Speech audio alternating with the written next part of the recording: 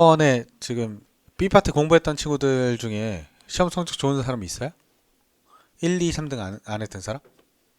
없어? 1, 2, 3등 안에 든 사람들은 다 위로 올라갔어?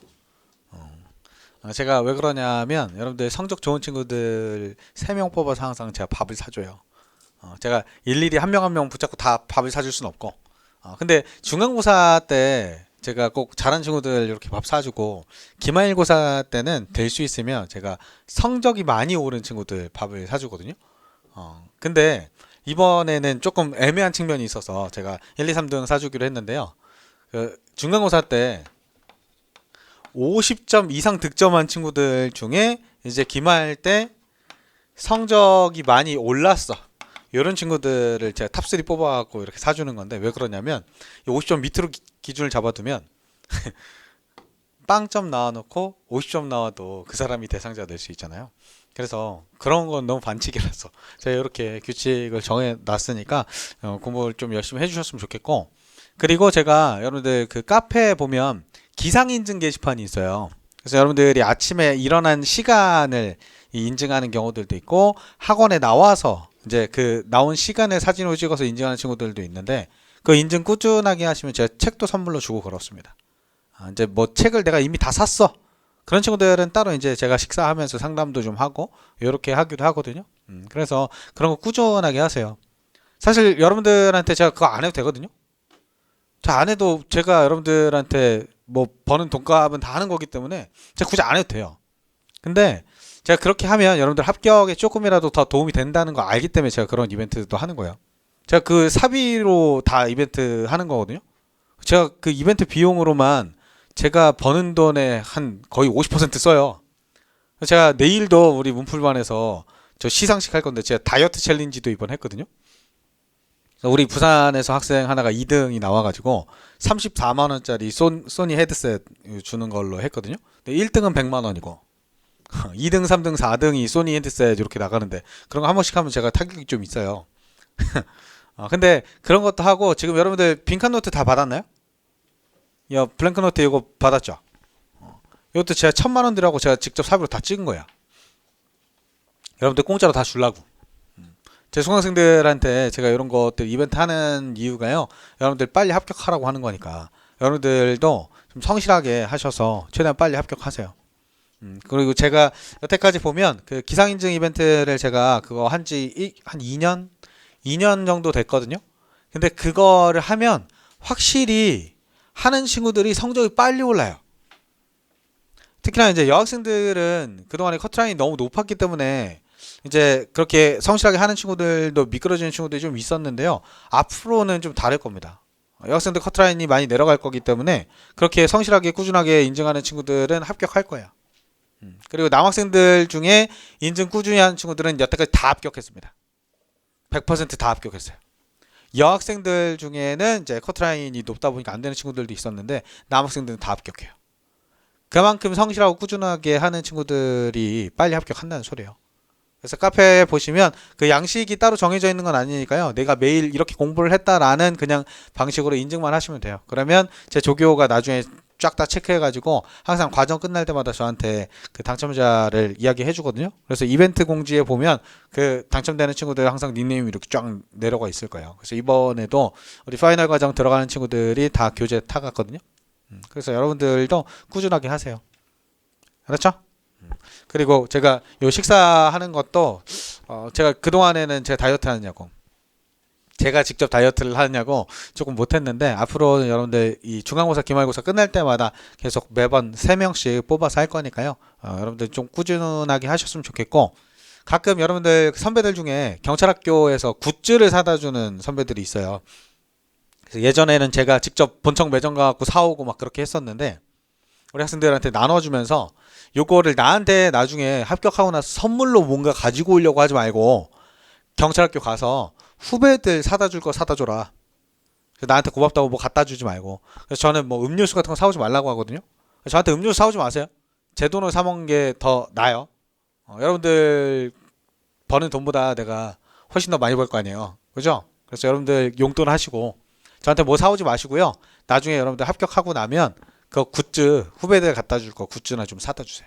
그럼 제가 그거 가지고 우리 학생들 재입복귀를 하든 공부 잘하는 학생 주든 그렇게 하거든요. 그래서 여러분들이 지금 공부를 열심히 하는 친구들한테는 선배들이 사다 준 그런 굿즈도 제가 갖다 드릴 거니까. 알았죠? 자, 우리 이제 한국 경찰 개념의 형성 보겠습니다. 우리 근대 경찰에 기여하신 분들이 요 세 분이에요. 육일준, 김옥균, 박영효. 요 육일준 요 분은요. 이 영국, 독일, 프랑스 요런 데 돌아다니시면서 서유견문이라는 책을 쓰신 분이에요. 서유견문은 뭐냐면 서양을 유람하면서 경험한 바를 기재한 책이다라는 거예요. 그래서 거기 제 10편에 보면 순찰 관련된 내용이 있어요. 그래서 경찰 기능을 이렇게 개혁하자. 그때 구한말 때 가셨으니까 되게 선진화된 거를 보면서 충격을 많이 먹었을 거 아니야. 그래서 되게 많은 걸 기록해서 오셔가지고 야, 유럽이 이렇게 하더라. 우리도 이렇게 경찰 개혁을 하자라고 주장했던 분이 요 육일준 씨예요. 요 분이 이제 영국 경찰을 본받자라고 표현하면서 대국민 봉사 기능.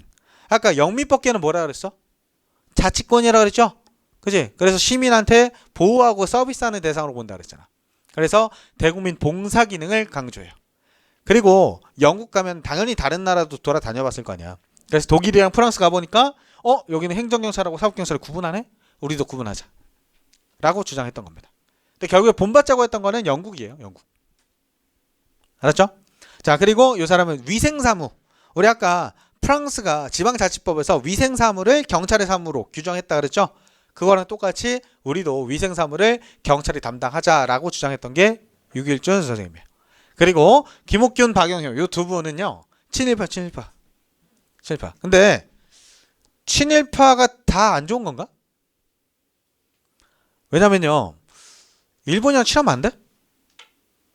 중국이랑 친하면 안 돼요? 중국은 조금 그러면 안 되고 중국한테도 분명히 빼먹을 게 있잖아. 일본한테도 빼먹을 게 있고 미국한테도 빼먹을 게 있고 중요한 건 우리가 잘 사는 거 아니야? 그죠? 그러니까 우리나라 경찰 제도를 제대로 만들려면 일본 것도 본받고 중국한테는 지금은 배울 게 별로 없겠지만 옛날에는 배울 게 많았겠죠? 미국은 더 할 거고 그죠? 그러면 친일도 필요하긴 필요해요. 근데 나라 팔아먹는 게 문제인 거지. 자기 안위를 위해서 나라를 팔아먹고 친일하는 게 문제인 거지. 나라를 위해서 친일하는 건 괜찮죠. 우리나라를 발전시키기 위해서. 그래서 이 김옥균, 박영효 이 두 분은 일본 제도를 본받자라고 했던 분이에요. 우리나라는 개화가 좀 늦었죠. 물론 일본보다는 그전에는 더 선진화돼 있었지만 이 근대화가 조금 늦다 보니까 일본한테 잡아먹혔던 거잖아. 그렇죠? 그래서 이 근대화 할 때 일본이 더 빨랐으니까 일본을 좀 따라하자 라고 주장했던 거야. 근데 일본은 누굴 따라해서? 프랑스를 따라했거든. 그래서 일본도 대륙법계 국가인데요. 일본은 프랑스 법체계를 따릅니다. 우리는 독일의 법체계를 따라요. 똑같이 대륙법계 국가인데 약간 다른 점이 있어요. 특히나 우리나라는 미군정기도 겪었고 일제강점기도 겪었고 그러다 보니까 여러 가지 나라의 색채가 다 섞여 있는 거예요. 그래서 지금 전 세계에서 법학이 가장 발달한 나라 보면 독일, 프랑스, 미국, 그 다음 한국이에요. 그래서 중국이나 일본에서 우리나라로 법학 배우러 유학을 많이 옵니다. 근데 어쨌든 자 일본 기능을 따라하자라고 하면서 대국민 감시 기능, 고등경찰 기능을 도입하자고요. 이건 뭐냐면요. 고등경찰이 프랑스에서 최초로 등장합니다. 프랑스가 왜 그러냐면 혁명국이라 그랬죠? 계속 혁명을 일으키니까 혁명 정부가 봤을 때는 지방에서 계속 반란을 일으킬 조짐이 있는지 없는지 이걸 계속 확인해 봐야 될 거 아니야. 왜냐면 기존에 왕을 지지하던 세력들이 끊임없이 반란 일으키려고 할 거 아니야. 그죠? 그래서 얘들은 감시 기능이 발달을 합니다. 그때부터. 그래서 프랑스를 따라한 일본도 그대로 똑같이 고등경찰 기능이 발달해요. 요걸 보고 우리도 따라하자라고 했던 게 김옥균, 박영효예요. 알았죠? 그래서 감시 기능이냐 봉사 기능이냐 요게 차이가 있습니다. 알았죠? 서유견문 요거 보면 영국 경찰이다 알고 계셔야 되고요. 영국 경찰은 당연히 자치권 기초이기 때문에 대국민 봉사 기능입니다. 알았죠? 그래서 서유견문 육일준 이렇게 연결 좀 돼. 알았죠? 그리고 위생사무를 포함시켰다라는 거 그리고 경찰 개혁을 주장했다라는 거 요거는 둘 다 공통점입니다. 알았죠? 그래서 우리 교과서 같이 보시면요. 육일준 서유견문 동그라미 서유견문 서구의 근대적 경찰 제도를 소개한 책이고요. 경찰제도 개혁을 주장했다. 행정경찰과 사법경찰로 구분했고 프랑스의 재화 형벌법전의 영향을 받은 것이다. 그리고 치안과 함께 인민의 건강을 위한 위생을 강조했다. 그리고 대국민 무슨 기능? 봉사 기능. 어느 나라? 영국을 따라했다. 그리고 바로 밑에 김옥균, 박영효, 갑신정변. 이때 혁신정강 제8조를 통해 경찰 개혁을 주장했지만 실패로 실현되진 못합니다. 바로 밑에 순사제도를 시급히 설치하여 도적을 방지할 것, 이런 내용을 담고 있고요. 그 밑에 대국민 감시 기능. 일본, 프랑스 경찰을 따라하자고 했던 거다. 바로 앞에 비교도표는 봤고요. 그 밑에 보시면 관련 판결이 있습니다. 이 판결도 되게 여러 가지가 있는데요. 이 프랑스의 블랑코 판결이라는 게 생깁니다. 블랑코 판결. 이 블랑코는요, 사람 이름이에요. 애. 초딩.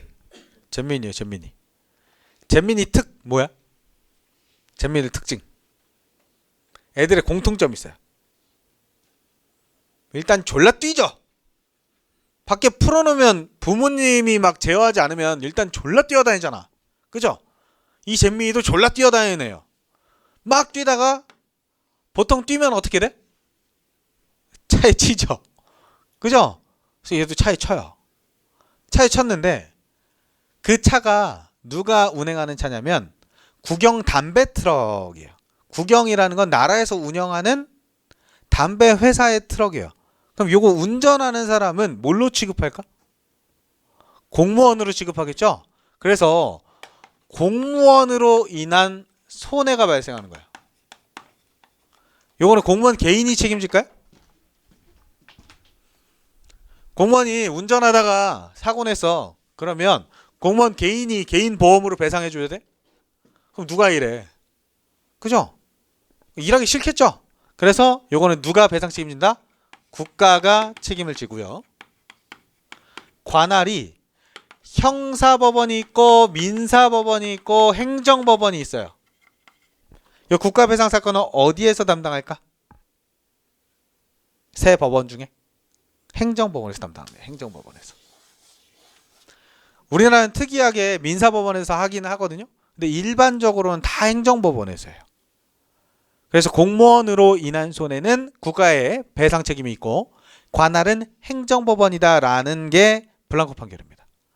알았죠? 그래서 블랑코 나오면 잼민이구나 하고 알고 계시면 돼요. 알았죠? 이건 이제 프랑스에서 나온 판결이고요.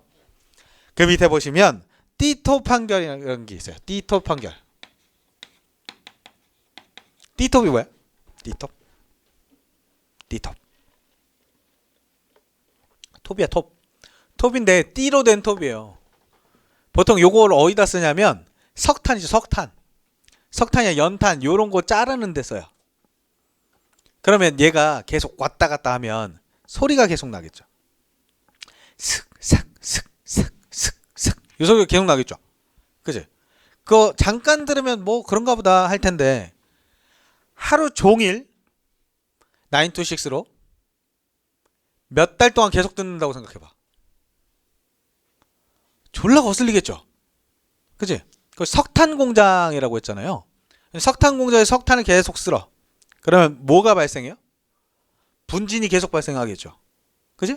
이 분진이 계속 날아다니겠죠. 그러면 그 석탄 공장 근처에 사는 사람들은 어때? 기관지가 안 좋아지고 밖에 빨래도 못 널고 항상 마스크 끼고 다녀야 되고 너무 불편하겠죠. 그치? 흰색 옷을 밖에 널어놨는데 파란색이 돼 있어. 너무 스트레스 받을 거 아니야. 그쵸? 그래서 요 지역 주민들이 경찰한테 개입해달라고 요구합니다. 개입해달라고 요구하는데 경찰은 이걸 단속할지 말지 그 결정하는 건 누가 결정하는 거야? 경찰이 결정하는 거거든. 그래서 원래 경찰권 행사는 재량이에요, 재량.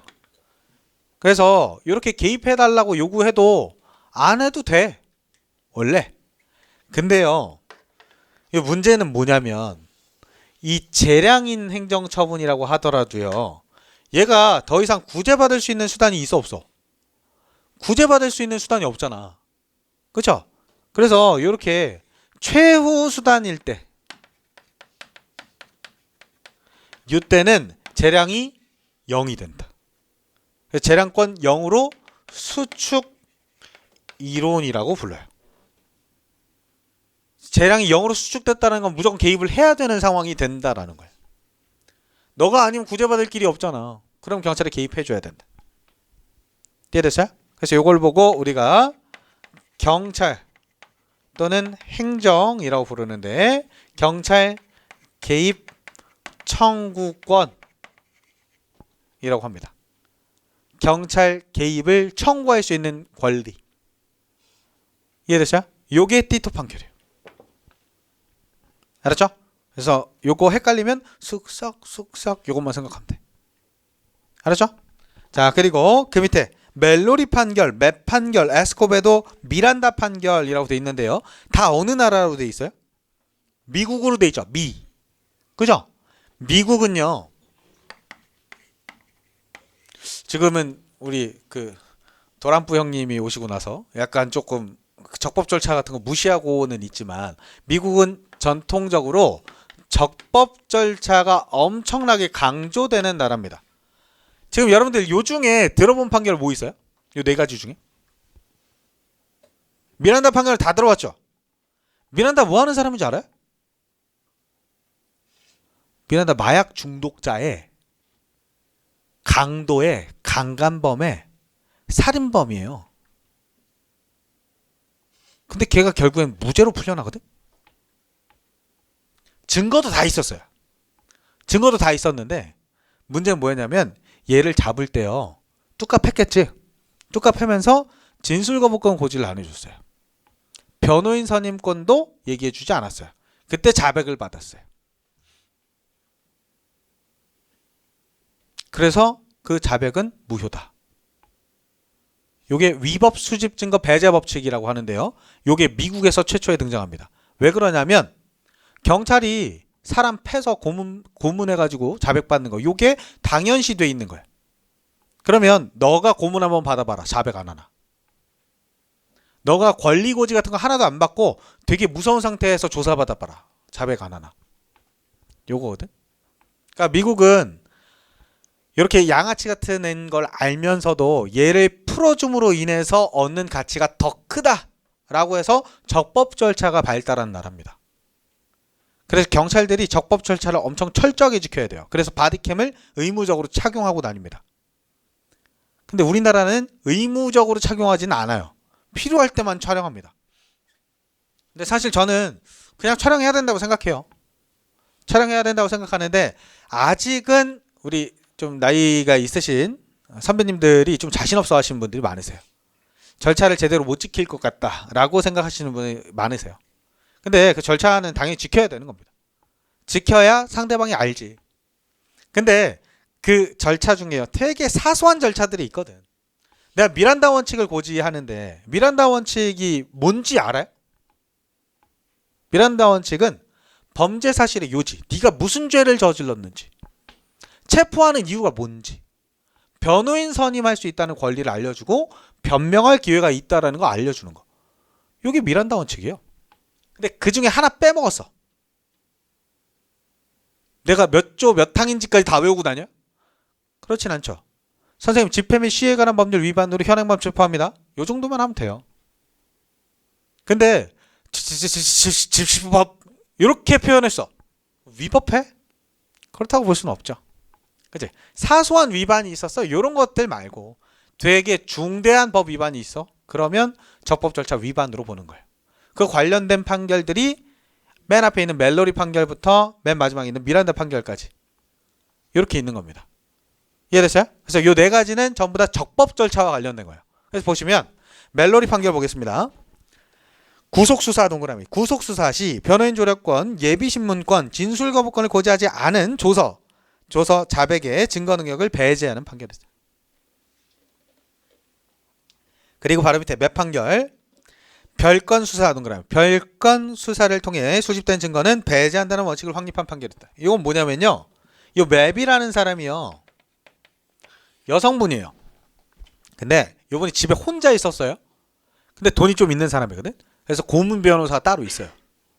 근데 경찰관 3명이 갑자기 문을 막 두들기는 거야. 그래서 뭐지? 하고 나가봤더니 경찰관이래. 왜요? 하니까 너네 집으로 폭발물 사용 용의자가 들어갔다라는 제보가 있다. 그래서 너네 집을 수색해야 되겠다. 그러길래 이 사람이 내연남이 안에 들어가 있었어요. 집에. 내연남이 있으니까 조금 그렇잖아. 근데 폭발물 그 용의자는 아니었어. 그 사람이. 근데 여기 알려지는 게 되게 껄끄럽잖아. 그래서 자기 고문 변호사한테 전화합니다. 전화해가지고 요거 지금 경찰관들이 이렇게 와가지고 영장도 없이 수색하겠다고 하는데 들여보내줘야 돼요? 거부해도 돼요? 그러니까 거부해도 됩니다.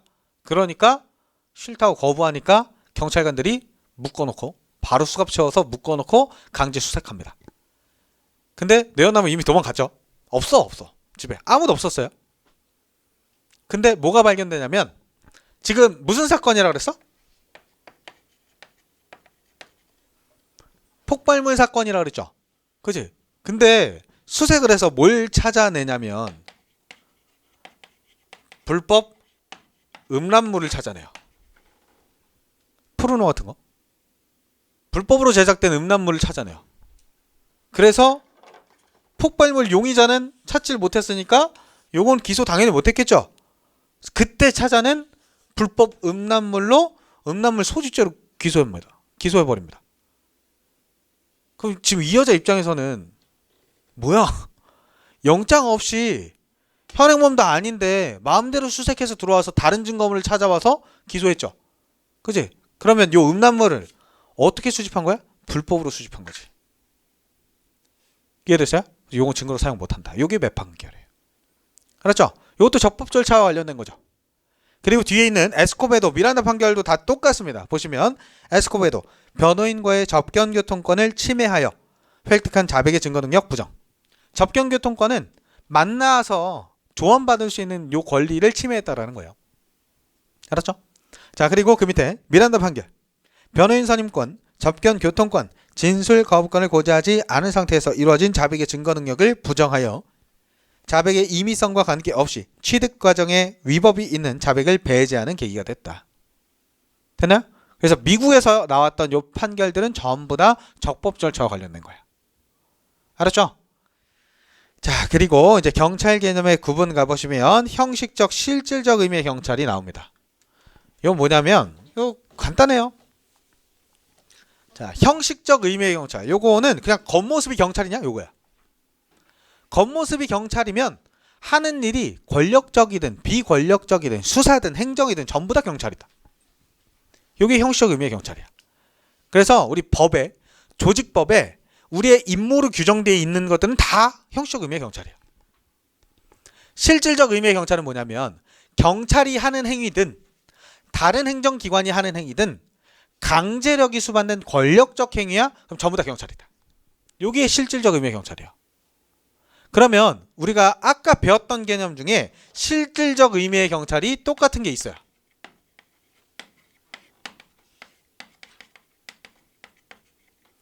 아까 우리 보안경찰 기능하고 두 가지 구분했던 거 기억나요? 협의회 행정경찰하고 보안경찰 둘을 합쳐서 광의행정경찰이라고 부른다라고 했었죠. 그죠? 현대국가로 넘어오면서 분리됐던 거. 그죠? 광의행정경찰.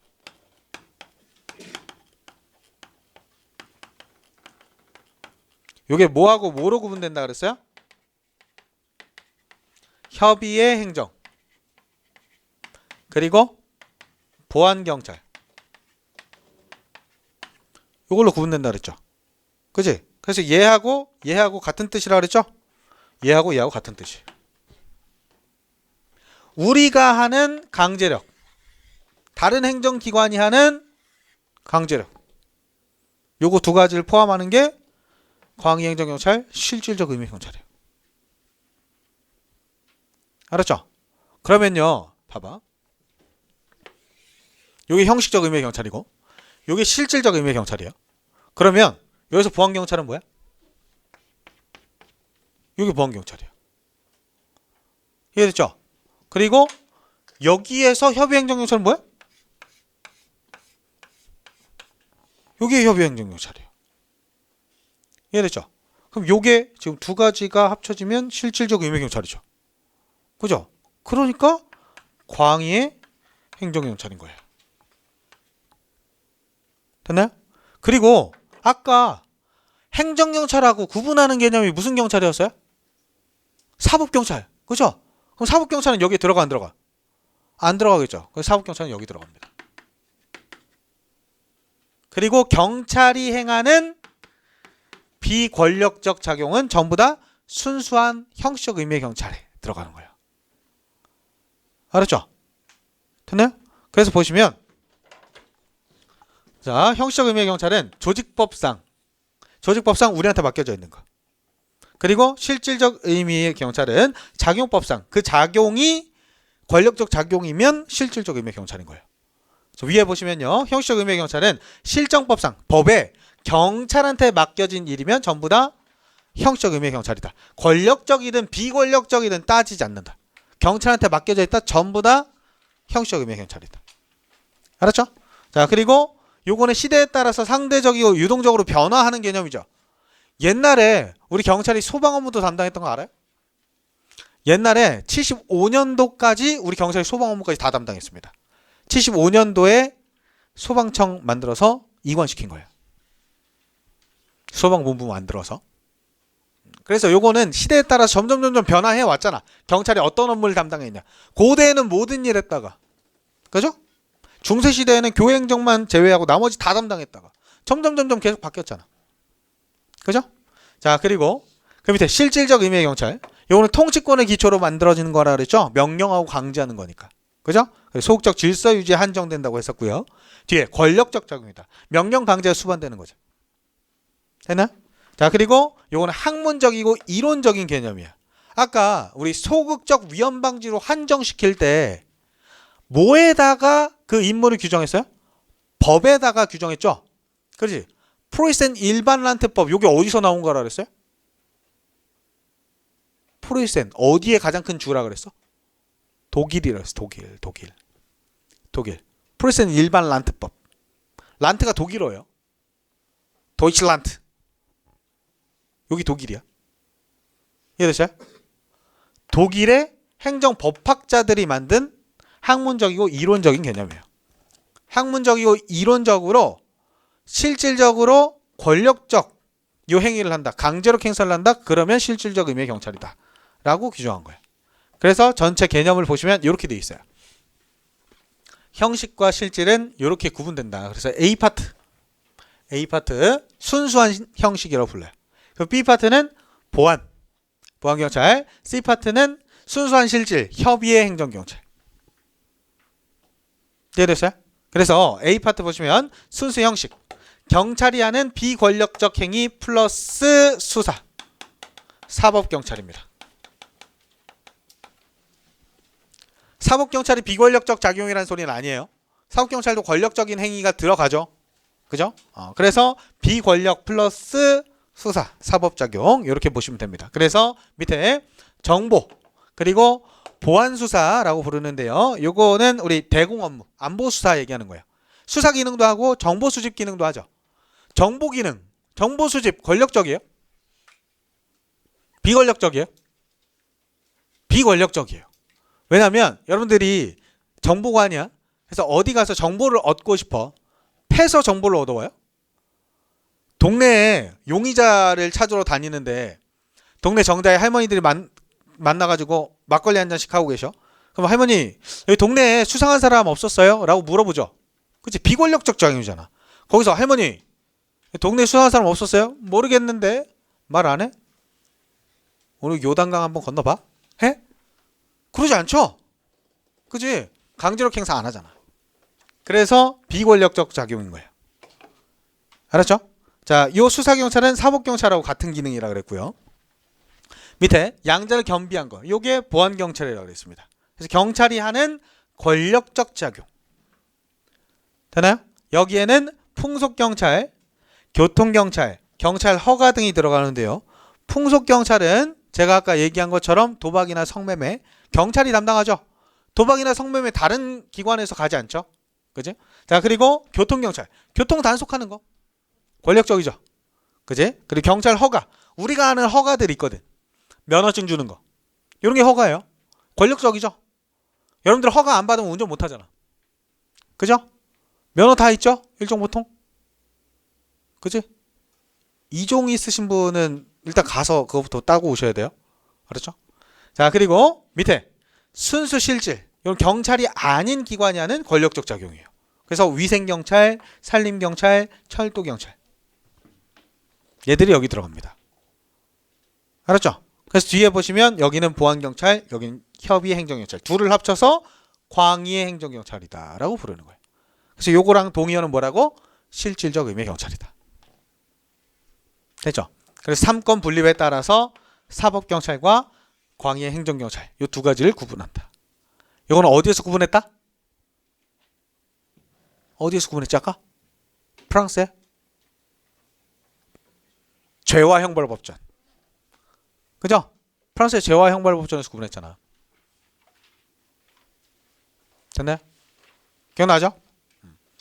이렇게 알고 계시면 돼요. 그래서 보시면 13페이지에 우리 형식 의미의 경찰 1번, 경찰 활동의 실질적 성질이 아닌 조직 동그라미, 조직 편성적 관점에서 경찰법, 경직법 등과 같은 실정법상 보통경찰기관 동그라미, 보통경찰기관, 일반경찰기관 나오면 그냥 우리 얘기하는 거야. 우리가 들어가려고 하는 경찰. 보통경찰기관에 부여되어 있는 임무를 달성하기 위한 모든 권력적, 비권력적 활동을 말한다. 그리고 그 밑에 실질적 의미의 경찰 작용 중 어디까지를 제도적, 실정법적으로 보통 일반경찰기관의 권한으로 볼 것인가는 국가별, 시대별 상황에 따라 변화하므로 유동적, 상대적 개념이다. 이건 고정적, 절대적 개념이다. 이렇게 나오면 안 돼요. 왜냐하면 나라별로 상이하다. 중국이나 베트남 이런 데 가봤어요? 중국, 베트남, 프랑스? 그런데 가본 사람? 가보면 출입국 심사할 때 누가 심사해요? 기억 안 나? 제복 입은 사람이 하지 않았어요? 공안들이에요, 공안들이. 거기는 출입국 사무도 경찰이 합니다. 근데 우리는 출입국 관리사무소에서 따로 하죠. 그지? 우리는 경찰이 하지 않아요, 그 일을. 근데 다른 나라는 그 일을 하는 경우들도 있거든. 그래서 나라별로 다른 개념이 되는 거예요. 알았죠? 자, 그리고 그 밑에 일반 행정기관은 형식적 의미의 경찰 활동이 불가능 동그라미, 불가능하다. 그죠? 구청에서 우리가 입는 근무복 입고 돌아다니지 않잖아. 자, 그리고 그 밑에 정보경찰, 사법, 수사경찰, 안보수사경찰, 서비스 활동 등이 이에 속한다. 서비스 활동은 비권력적 작용이니까. 그렇죠?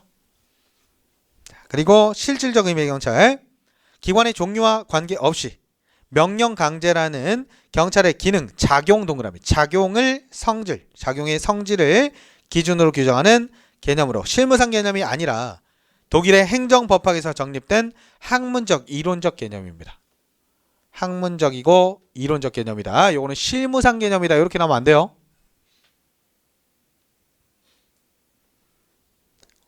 2번, 사회 공공의 안녕과 질서를 유지하기 위해 국가의 일반 통치권 동그라미.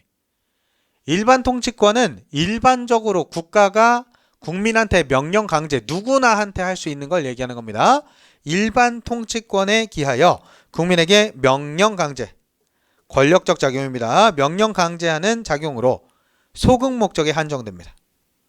즉, 경찰이 아닌 다른 국가기관의 권력적 작용도 실질적 경찰 개념에 해당한다. 그래서 경찰뿐만 아니라 다른 행정기관도 실질적 의미의 경찰 활동을 할 수 있다. 바로 밑에 철도, 경제, 산림, 위생, 영업, 건축경찰 등이 이에 속한다. 밑에 내려가서 양자의 관계입니다. 각국의 역사적 환경에 따라 형식적 의미의 경찰의 의미가 다르므로 형식적 의미의 경찰과 실질적 의미의 경찰은 반드시 일치한다고 볼 수 없다. 그지? 우리 조금 전에 봤던 벤 다이어그램 생각하면 돼요. 둘이 일치하는 개념 아니잖아요. 그리고 뭐가 뭐를 포괄하는 상위 개념도 아니죠. 그지? 겹치는 부분이 있을 뿐입니다. 그냥. 자, 그래서 그 밑에 어느 하나의 개념이 다른 개념을 포괄하는 상위 개념이 아니다. 그리고 순수한 형식, 정보, 사법, 수사입니다. 안보, 수사, 경찰, 서비스. 그리고 순수한 실질, 철도, 경제, 산림, 위생, 영업, 건축. 그리고 양자 성격이 혼재된 거, 요게 보안경찰이겠죠? 불신검문, 교통경찰, 경찰허가, 하명 등이 있는데 이때 불신검문은 견해 대립이 있어요. 불신검문은 들어는 봤죠? 그죠? 불신검문은 뭐냐면 우리 경찰이 지나가다가 질문하는 거예요. 선생님 어디에서 근무하는 누구입니다. 혹시 요 주변에 요러요러한 상황 발생했었는데 알고 계세요? 라고 물어보는 이 질문하는 절차예요. 모르겠는데요? 아 그래요? 안녕히 가세요. 하고 보내는 작용이거든. 여기서 강제로 캔슬할 수 있을까요? 강제로 캔슬을 못해요. 원칙적으로. 왜? 질문하는 절차이기 때문에. 근데 용의자한테도 우리가 불신검문 할 수 있죠. 근데 얘가 갑자기 주머니에 손 넣고 뭘 꺼낼 것 같아. 강제로 캔슬 할 수 있어요? 할 수 있어요. 얘가 무시하고 가려고 해? 그럼 우리는 보통 도망하려는 자에 해당한다고 봐서 준현행범으로 봐요. 그래서 현행범 체포해버립니다. 그래서 강제로 행사까지 나가는 경우들도 있거든. 그래서 요게 보안경찰이다. 아니면 순수한 형식이다 라고 하는 견해 대립이 있어요. 그래서 요거는 시험에 안 나올 겁니다. 알았죠? 그래서 불신검문은 무시하셔도 되고요. 교통경찰, 경찰 허가, 하명 등이 양자 성격이 혼재된 보안경찰에 해당합니다. 그리고 그 밑에 현대국가에 이르러 보안경찰과 분리된 협의행정경찰은 경찰이 아닌 일반 행정기관이 행사하는 명령 강제작용을 의미하므로 실질적 의미의 경찰에 해당하는 것이지 형식적 의미의 경찰에 속하는 것은 아니다. 그치? 순수한 실질이 협의의 행정경찰이라고 그랬잖아. 알았죠? 협의의 행정경찰. 다음 페이지 넘어가서 요 도표에 있는 거 보시면 보충 도표에 우리 A에 비권력 오른쪽에다 플러스 써놔볼까요? 비권력하고 사법경찰 사이에 비권력적 작용 플러스 사법경찰 요게 순수 형식이에요.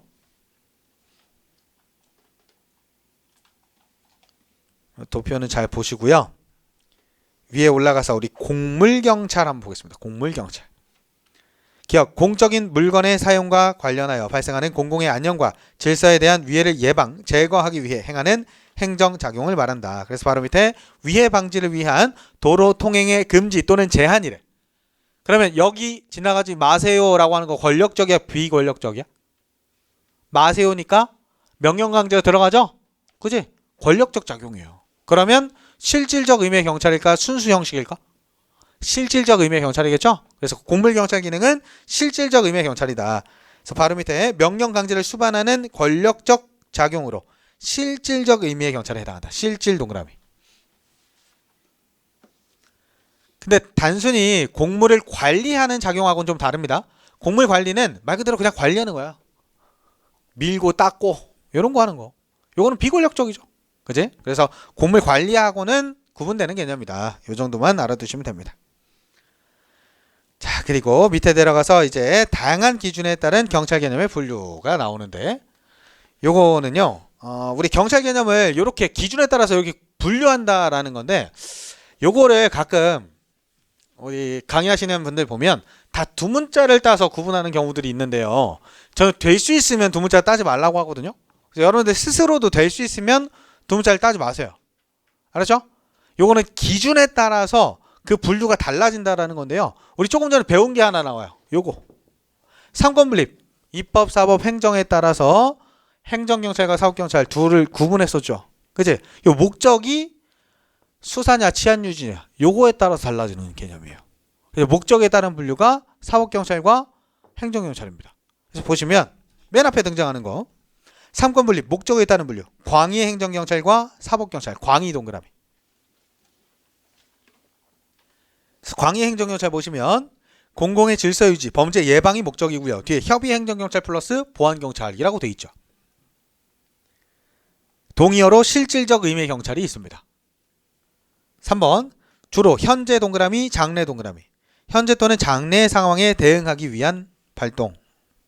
위해 발동. 그 바로 밑에 사법경찰은 범죄 수사 동그라미. 수사 활동이다. 순수한 형식이었죠. 순수한 형식. 그리고 주로 과거 동그라미. 과거 상황에 대해 발동한다. 그래서 바로 밑에 재화형벌법전 경제처벌법에서 최초로 구분하고요. 2번 대한민국 영미법계 영향으로 보통경찰기관 양자를 다 담당한다. 그래서 우리나라는 구분하지 않습니다. 그리고 대륙법계는 구별하고 영미법계는 구별하지 않는다 그랬죠? 대륙법계는 재화형벌법전이 있었으니까. 알았죠? 자, 그리고 바로 밑에 업무의 독자성이라고 되어 있는데 독자성의 동그라미 해볼까요? 이건 무슨 독자성을 말하는 거냐면 다른 행정 업무하고 이 경찰 기능하고 같이 수반돼 있냐 아니면 아예 독립돼 있냐 요거예요.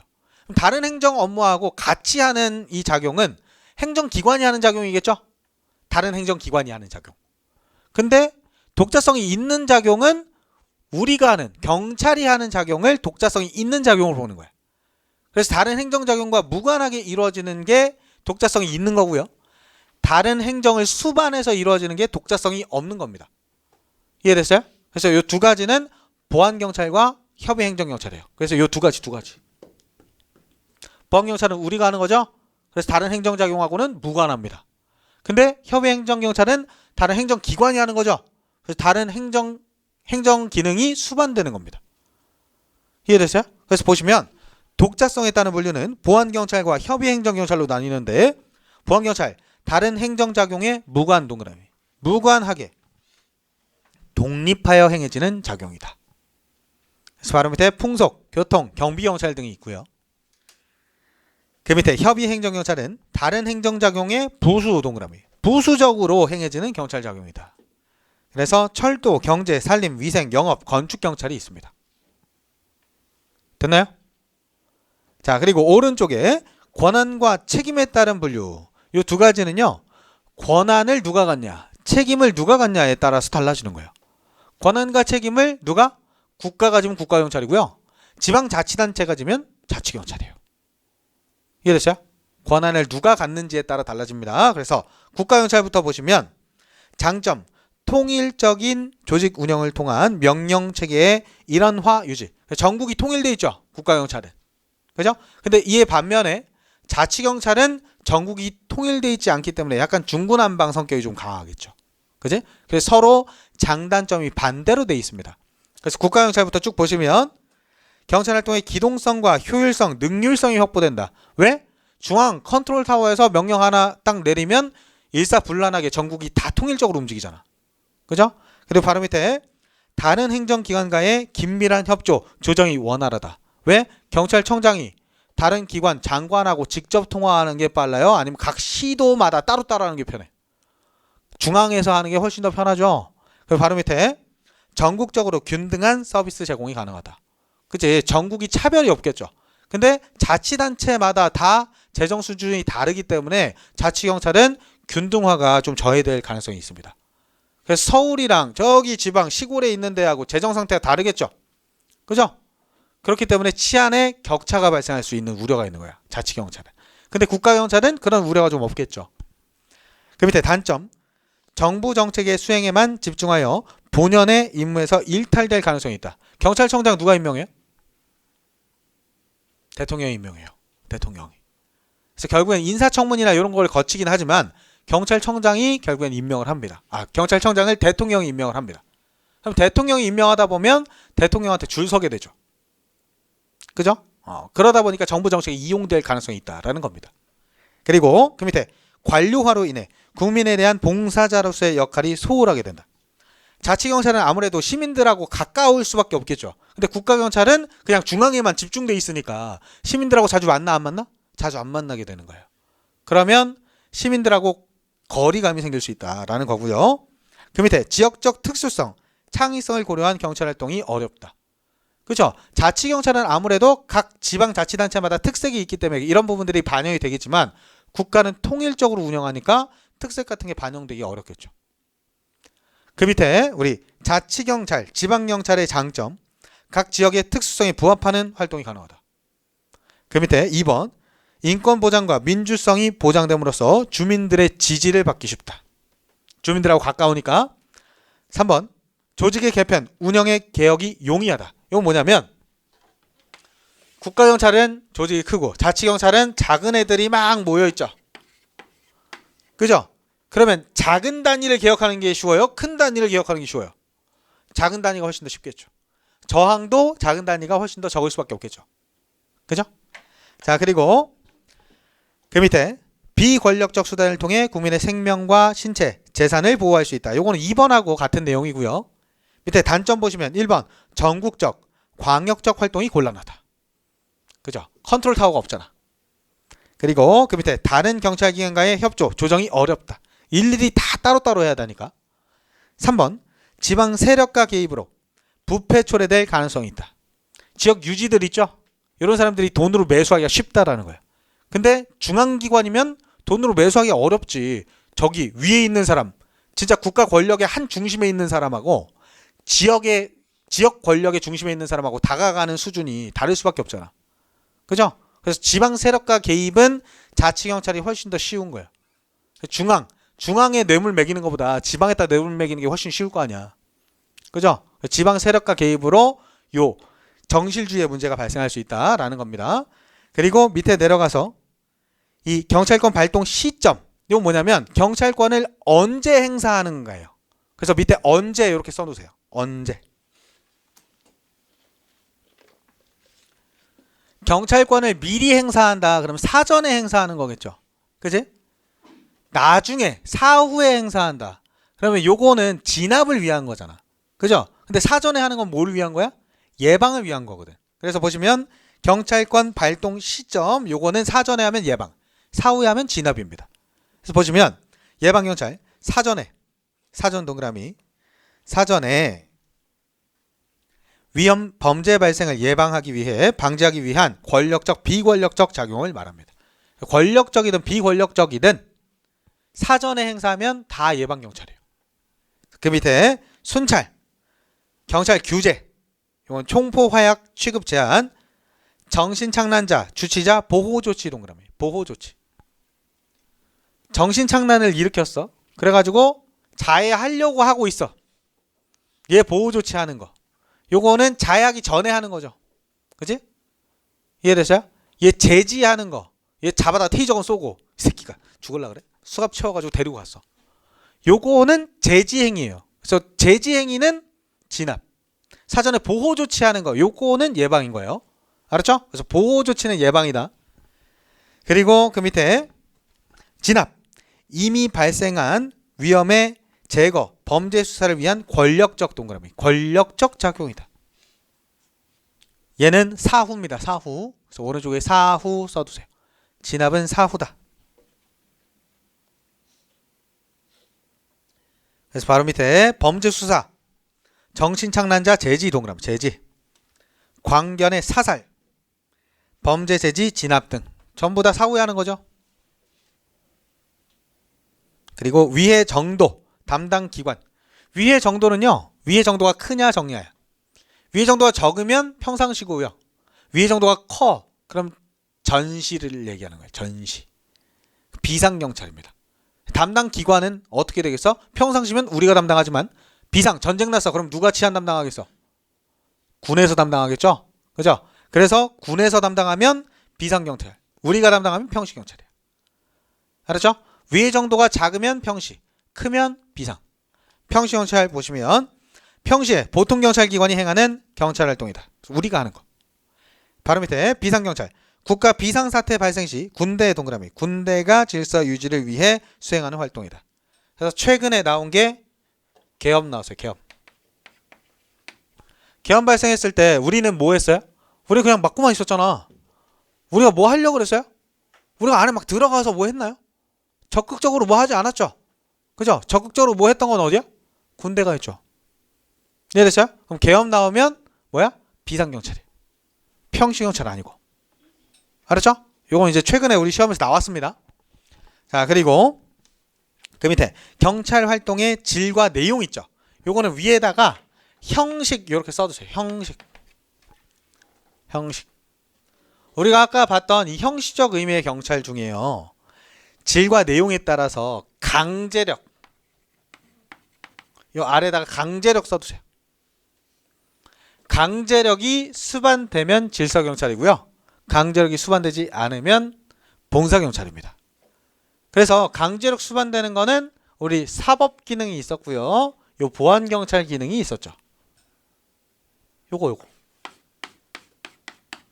요게 사법과 뭐 있다 그랬어? 비권력이라 그랬잖아. 그죠? 그래서 사법 기능은 우리 강제력이 수반되죠? 그지? 그리고 보안경찰도 강제력이 수반됐잖아. 그죠? 비권력적 작용이 뭐야? 봉사경찰. 요게 질서경찰이에요.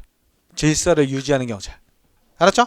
그래서 보시면 질과 내용, 질서경찰, 강제력 행사를 통해 법 집행을 하는 경찰 활동이다. 그래서 바로 밑에 범죄수사 동그라미.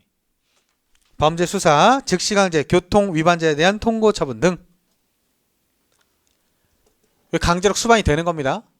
알았죠? 여기 이제 가끔 설명을 이상하게 하시는 분들이 뭐 임의수사의 원칙이다 뭐다 하면서 그 우리 앞에서 순수한 형식의 사법경찰하고 비권력적 작용이 들어가는 걸 임의수사의 원칙 뭐 이렇게 설명하시는 분도 있는데요. 그건 이제 이 대륙법계 경찰 역사 변철을 몰라서 하는 소리고. 알았죠? 요거는 우리가 아는 것처럼 강제력 수반이 되는 활동이지만 뭐 때문에? 재화 형벌법전 때문에 여기 들어가 있는 거야. 알았죠?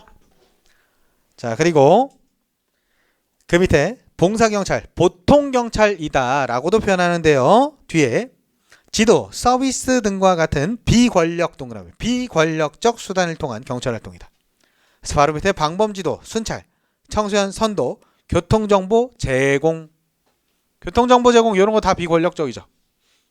그래서 봉사인 거예요. 얘들 둘이 이제 둘 다 실질이 아니라 형식이죠. 형식. 알았죠? 이건 실질로 바꿔서 낸 적 있으니까 주의하시고요. 밑에 보호법익에 따른 분류. 이건 프랑스에서 발달한 건데요.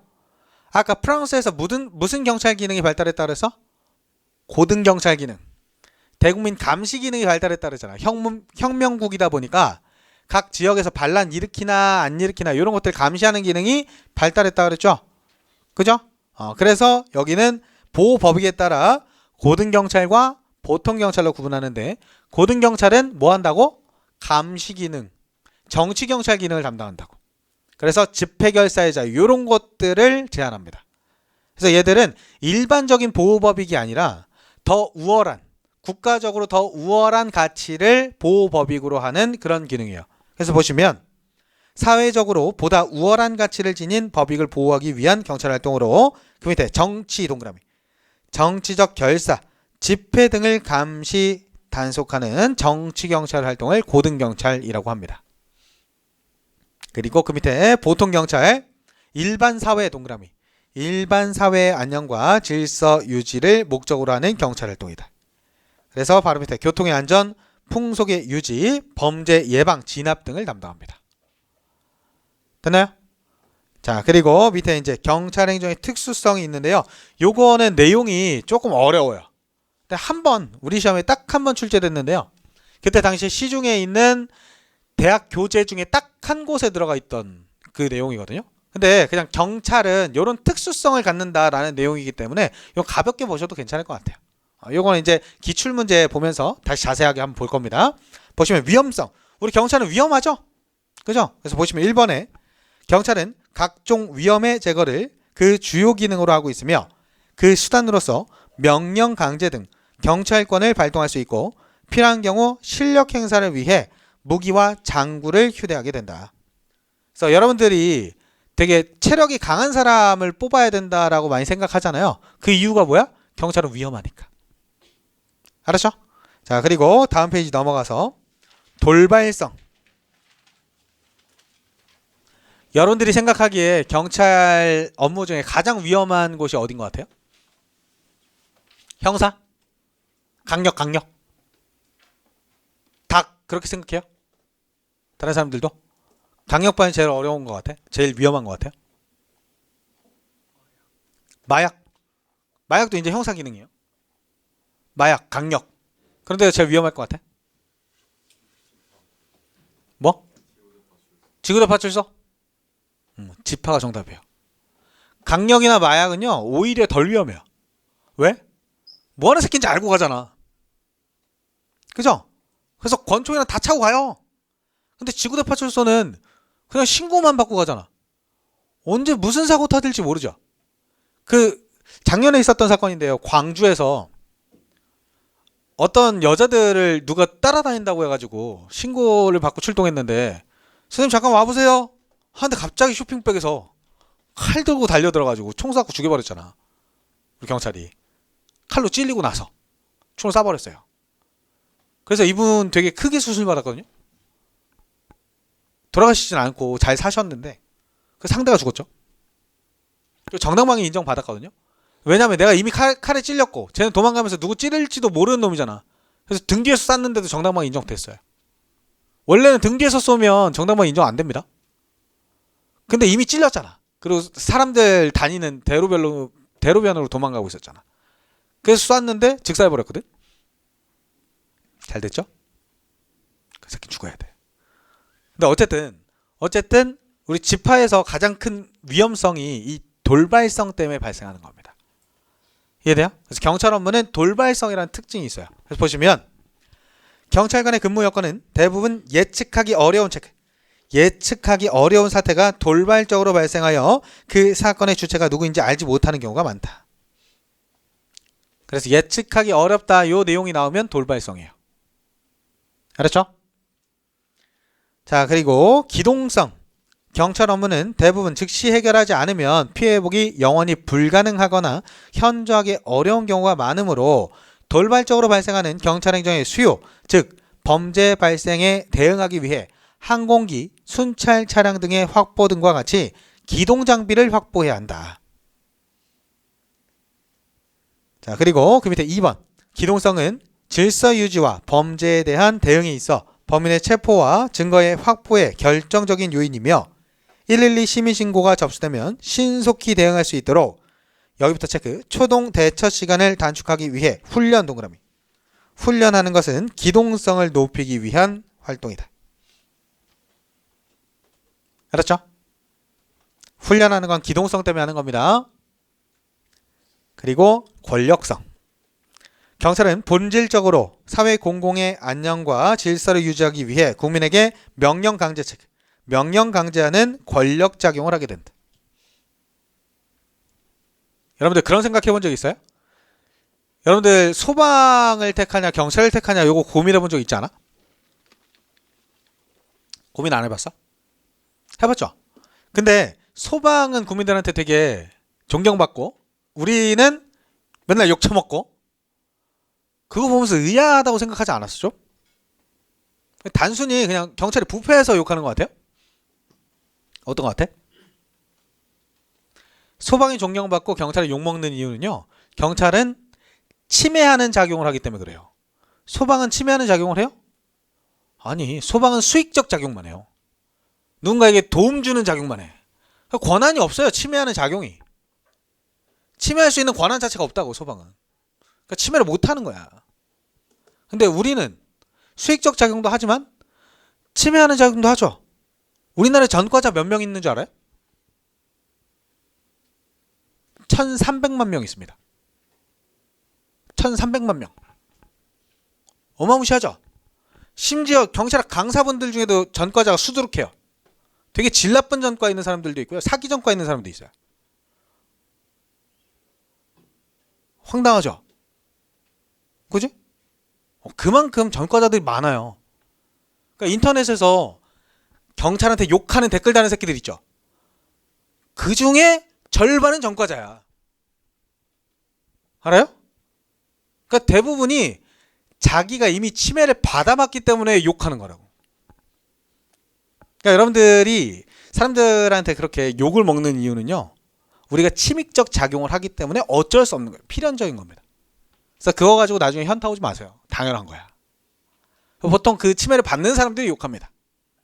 침해를 받지 않고 도움만 받는 사람들은 욕을 안 해요. 잘. 침해를 받아본 사람도 자기가 도움을 받아보잖아요. 그러면 아, 경찰관들이 다 나쁜 사람만 있는 게 아니네 이래요. 이해됐어? 근데 그게 여러분들이 그 내용을 계속 상기시켜 주지 않으면 되게 우울감이 오거든? 일하다가. 저도 예전에 근무하다가 보면 소방이 우리보다 일 훨씬 안 해요. 제가 하루에 제일 사건 처리 많이 해본 게 40건까지 해봤거든요.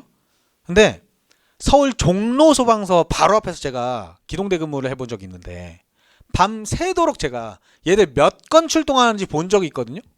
3건 출동했어요. 3건. 밤새도록 출동하는 건수가 3건. 3건 출동하는데 가자마자 바로 와요. 가서 10분 안에 다시 다 돌아왔어요. 3번 다. 근데 그 시간 안에 바로 옆에 우리 폐출소가 하나 있었거든요. 거기는 몇 번 출동인 줄 알아요? 50번 넘게 출동했습니다. 그럼 이 업무 강도를 보면 우리가 욕먹을 게 아닌데. 그죠? 그러면서 되게 현타온적이 많이 있었거든요. 근데 요거를 여러분들이 머릿속에 넣어두면 당연하지 라는 생각이 좀 들어요. 이해돼요? 요게 왜 그렇다고? 권력성 때문에 그래. 권력성 때문에.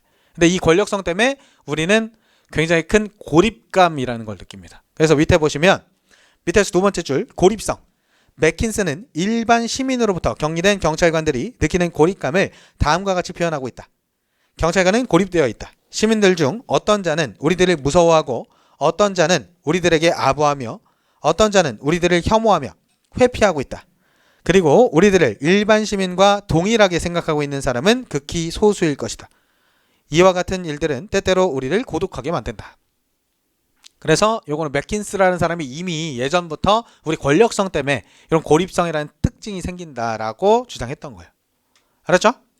자, 그리고 위에 올라가서 조직성 보시면 경찰 업무의 돌발성, 위험성으로 인해 경찰은 기동성, 협동성을 충분히 발휘할 수 있도록 치밀하게 조직화할 필요가 있다. 그래서 바로 밑에 경찰은 안정되고 능률적이며 군대식 동그라미, 군대식으로 조직되어야 하며 경찰 조직은 계급 사회를 이루고 있으며 제복을 착용하고 있다. 그래서 군대식 요게 나오면 조직성이구나 이렇게 알고 계시면 돼요. 그리고 바로 밑에 정치성. 경찰에 대한 정치적 간섭으로 개개의 경찰 공무원은 냉소적인 태도를 보이게 되고 이러한 경찰에 대해 시민들은 객관성, 성실성, 신뢰성을 상실하게 된다. 이건 뭐냐면 이번에도 뉴스나 이런 데 보면 우리 경찰한테 고위직들이 막 전화해갖고 안 좋은 얘기하는 경우들 되게 많잖아. 압박하는 경우들이. 그죠? 그런 것들을 보면 시민들은 경찰에 대한 신뢰성이 확 떨어진다고. 이해돼요? 아무래도 우리 임용권자는 경찰에 대한 임용권자는 정치인들이 될 수밖에 없잖아. 그죠? 그래서 경찰은 정치성이라는 특성을 갖는다. 그리고 우리가 가진 권력성을 이용해서 정치인들이 자기 득세하는 수단으로 사용하게 되거든. 알았죠? 그리고 밑에 내려가서 보수성. 1번 경찰은 사회 공공의 안녕과 질서를 유지하는 것을 기본적인 임무로 하기 때문에 혁신적인 변화를 추구하기보다 현상 유지 동그라미. 현상 유지적 행태적 특성을 가지고 있다. 요게 여러분들 되게 착각하는 게요. 진보 보수. 요 두 가지를 나눠 가지고 진보는 빨갱이 막 보수는 뭐 친일파 이렇게 생각하는 멍청한 사람들이 있는데요. 요거는요. 진보는 계속 혁신해서 바꿔나가는 걸 진보라고 하는 거고요. 보수는 현상 유지하는 걸 보수라고요.